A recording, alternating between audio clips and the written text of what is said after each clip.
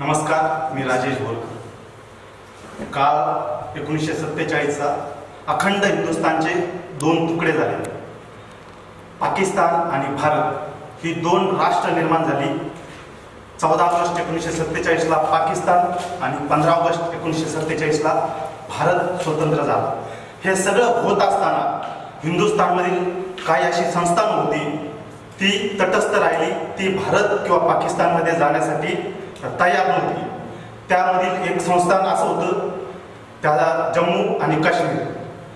जम्मू आणि काश्मीर अवघ्या स्वतंत्र झाल्यानंतर अवघ्या 1.5 महिन्यामध्ये पाकिस्तानने काश्मीरवरती हमला केला आणि त्यावेळेस तत्कालीन महाराज हरिसिंह हे भारत सरकारकडे यांनी विनंती केली की आम्हाला आमची मदत करावी आणि त्याच वेळेस त्यांनी असाही प्रस्ताव ठेवला की जम्मू आणि काश्मीर हे राज्य आम्ही भारतामध्ये विलीन करण्यासाठी तयार आहोत आणि भारत सरकारने लगेचच हा प्रस्ताव मंजूर केला आणि भारतीय सैन्य काश्मीरमध्ये पाठवलं। हे होत असताना त्याचबरोबर कलम 370 हे जम्मू आणि काश्मीरमध्ये लागू करण्यात आलं। जम्मू आणि काश्मीरमध्ये कलम 370 लागू झालं आणि त्याचबरोबर जम्मू आणि काश्मीर या राज्याला विशेष अधिकार प्राप्त झाले।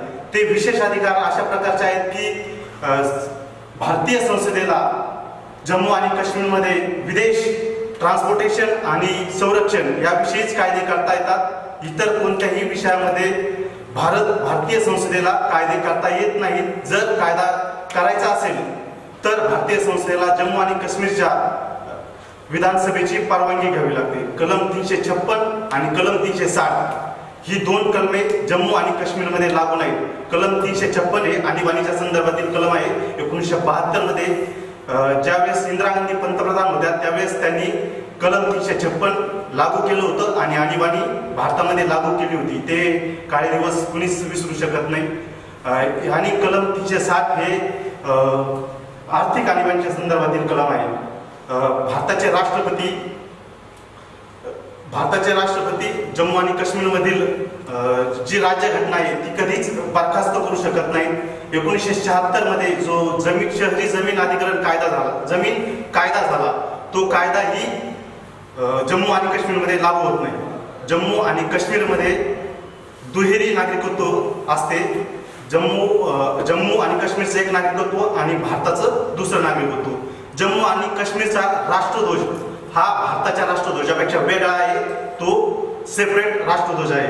जम्मू आणि काश्मीरमध्ये राष्ट्रीय प्रतीकांचा अपमान हा गुन्हा समजला जात नाही। त्याचं उदाहरण मी तुम्हाला देतो। तिरंगा जम्मू आणि काश्मीरमध्ये जाळला जातो आणि भारतीय ध्वजावरती तिथं पत्थरबाजी होते। ही दोन प्रमुख कारण आहेत की 370 कलम तिथं लागू असल्यामुळं ह्या घटना त्या ठिकाणी घडता येतात। आणखी सर्वोच्च न्यायालयाचे जे निर्णय असतात ते जम्मू आणि काश्मीरमध्ये लागू होत नाहीत। जम्मू आणि काश्मीरमधील महिलेने जर भारतातील इतर राज्याच्या पुरुषाशी विवाह केला तर त्या महिलेचा जम्मू आणि काश्मीरचं नागरिकत्व संपुष्टात येतं आणि याच्या विपरीत जर महिलेने पाकिस्तानी पुरुषाशी विवाह केला तर पाकिस्तानच्या पुरुषाला जम्मू आणि काश्मीरचं नागरिकत्व प्राप्त होतं। जम्मू आणि काश्मीरच्या विधानसभेचा कालावधी हा 6 वर्षाचा आहे। भारतातील इतर राज्यांचा विधानसभेचा कालावधी हा 5 वर्षाचा असतो। भारतातील नागरिक हे जम्मू आणि काश्मीरमध्ये कोणत्याही प्रकारची जमीन खरेदी करू शकत नाहीत।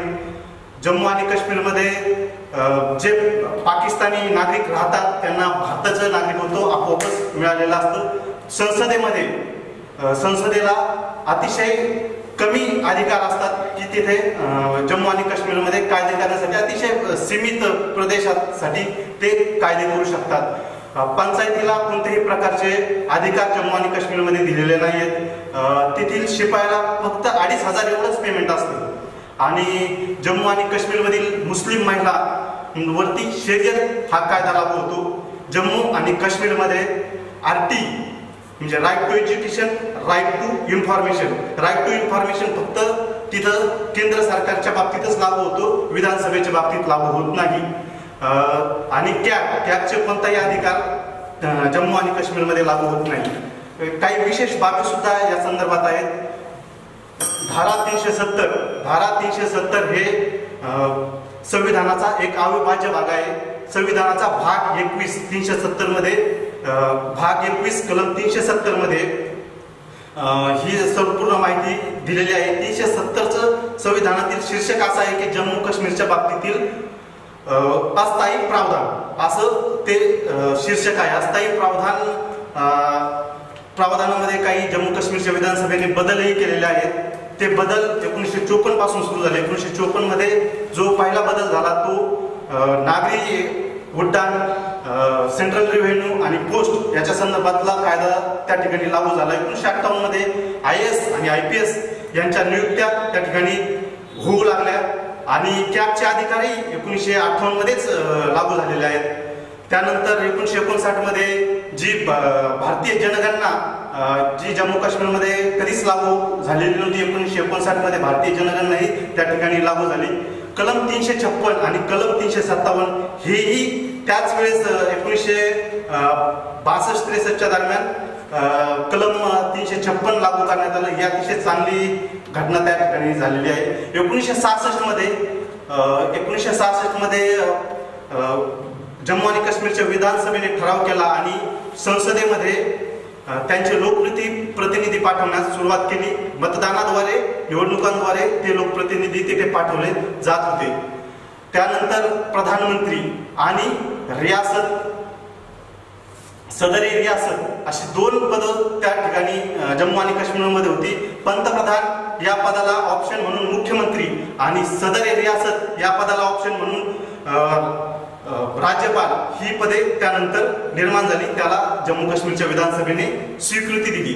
त्यानंतर जम्मू काश्मीरच्या जी सदरी रियासतची नेमणूक होती ती विधानसभा करायची. त्यानंतर जम्मू काश्मीरच्या राज्यपालांची नेमणूक राष्ट्रपती करायला लागले. ही धारा 370 हे समाप्त करण्यासाठी धारा 370 मध्येच पूर्ण व्यवस्था सांगितलेली आहे.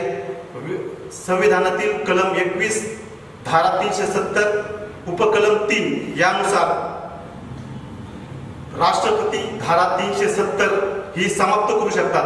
परंतु त्याला अट आहे की संविधान सभेने ही संविधान सभेची त्याला मंजुरी पाहिजे. संविधान सभा सध्या अस्तित्वात नाही, त्यामुळे संविधान सभा अस्तित्वात नसल्यामुळे राष्ट्रपतींना हा संपूर्ण अधिकार जातो.